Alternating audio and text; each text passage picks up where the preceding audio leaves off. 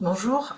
Alors la petite vidéo d'aujourd'hui, elle n'entre pas dans le cadre du cycle que j'avais prévu, que j'ai commencé sur l'inceste et l'incestuel, mais aujourd'hui je suis partie d'une autre question à l'occasion du procès de l'anesthésiste Frédéric Péchier. Voilà, donc la question de laquelle je pars aujourd'hui, c'est qu'attend-on, qu'est-ce qu'on attend pour penser au syndrome de Munchausen par procuration, plutôt le syndrome de Munchausen tout court, au sujet de Frédéric Péchier, donc l'anesthésiste de Besançon, accusé d'empoisonnement de plusieurs de ses patients, certains ayant provoqué la mort. Qu'est-ce que le syndrome de Munchausen? Le syndrome de Munchausen a été décrit pour la première fois par Richard Ascher en 1951, puis il a été repris par Meadow en 1982 sous une autre forme, une autre appellation, qu'il a appelée donc syndrome de Munchausen par procuration, décrivant ainsi une forme de maltraitance de l'enfant où les médecins eux-mêmes se retrouvent maltraitants par délégation.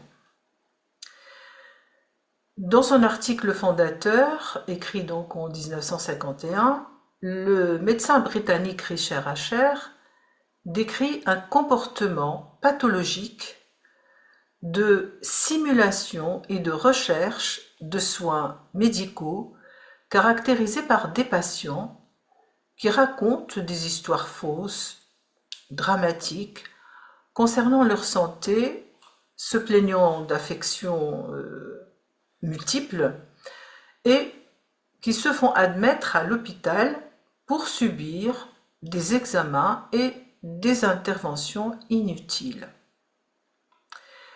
Alors pourquoi ce nom de syndrome de Munchausen? Ascher a choisi en fait ce nom en référence au baron de Munchausen, un personnage connu par ses récits fabuleux et mensongers, afin de souligner la dimension fictionnelle et théâtrale du discours de ses patients.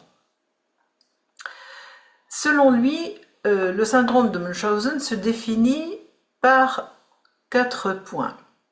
Le premier, c'est la production ou la simulation intentionnelle de symptômes physiques ou psychiques.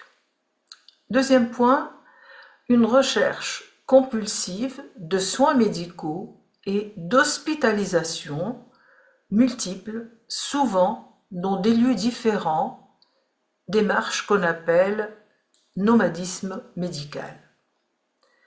Troisième point, des récits inventés ou exagérés concernant les maladies. Et quatrième point, l'absence de gains concrets. Il n'y a pas de motivation concrète, voilà, gagner de l'argent, être payé pour quelque chose, avoir un nouveau poste, mais il y a bien des motivations intrapsychiques. Ascher distingue également plusieurs types cliniques selon le mode d'expression.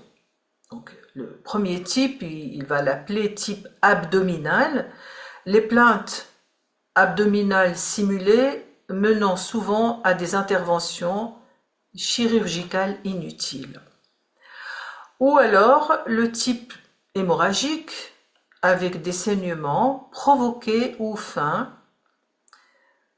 Ou un troisième type, le type neurologique avec des crises ou des troubles neurologiques inventés. Maintenant, le syndrome de Munchausen par procuration.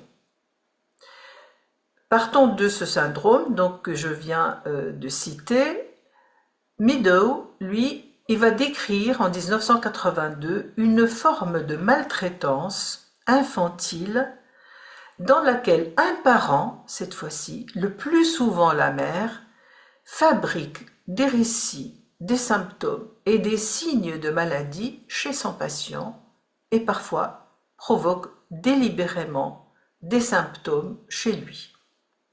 En conséquence, l'enfant est souvent soumis à de nombreuses investigations médicales, hospitalisations, traitements inutiles, etc. Donc Meadow appellera cette forme, comme je vous l'ai dit, syndrome de Munchausen par procuration, puisque ici, nous avons un parent qui invente, qui exagère, qui provoque des symptômes, un enfant qui devient malade et qui fréquente souvent les milieux de soins médicaux, hospitalisation répétée, prise inconsidérée de médicaments, actes de chirurgie parfois mutilatrices et, dans certains cas, qui entraînent la mort. Et puis, nous avons un soignant manipulé, dans le sens où il devient lui-même un instrument du scénario pathologique et un exécutant du scénario provoqué, programmé par le parent maltraitant.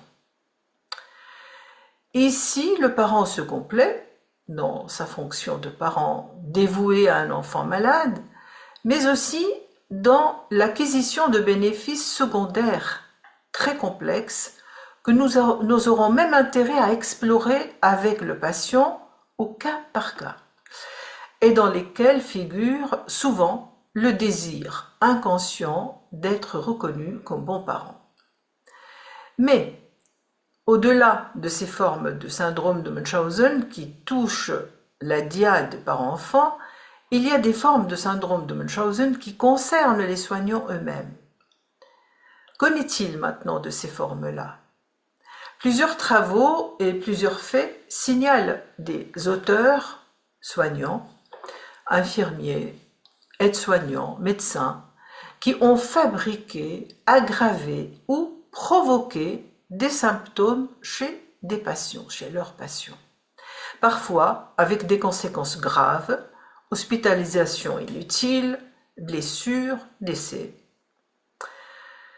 Vous avez peut-être entendu parler de l'affaire de Beverly Halit. Dans la période qui s'étend de février à avril 1991, dans le service pédiatrique de l'hôpital dans lequel elle travaillait, plusieurs nourrissons hospitalisés pour des affections bénignes, bronchite, infection, etc., présentent soudain des arrêts cardiaques inexpliqués, des hypoglycémies graves, des désaturations en oxygène. Donc, il s'agit d'une infirmière britannique. Et voilà que les analyses et les autopsies montrent parfois injection d'air dans les veines et d'autres fois l'administration non autorisée de potassium. Le point commun entre toutes ces situations était quoi? Eh bien que Beverly Halit était l'infirmière de garde à chaque épisode. Sa situation a déclenché un vif intérêt dans les pays anglo-saxons et d'autres pour les cas de maltraitance et parfois d'actes criminels commis dans le milieu médical. Mais cet intérêt ne semble pas avoir touché la France avec la même ampleur en tout cas. Voici quelques aspects décrits par les études qui se sont penchées sur les situations de ces soignants touchés par cette pathologie. D'abord, l'existence d'un intérêt pathologique au rôle de sauveur et d'un besoin d'être reconnu par l'institution médicale. Puis, la fascination du pouvoir sur la vie et la mort, exploitée par quelqu'un qui maîtrise technique et accès.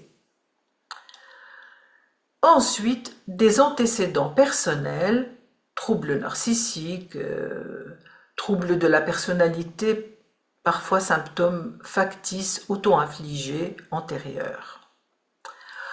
En France, le symptôme reste peu connu et dans les cas rarissimes où il reste centré sur la forme touchant la dyade parent-enfant. Celle des soignants continue à être impensable. Pourquoi reste-t-elle impensable en France plus qu'ailleurs? C'est une question. Je n'ai pas la réponse, mais je vous raconterai dans la prochaine vidéo comment, en tant que clinicienne, j'ai reçu la réponse d'une juge qui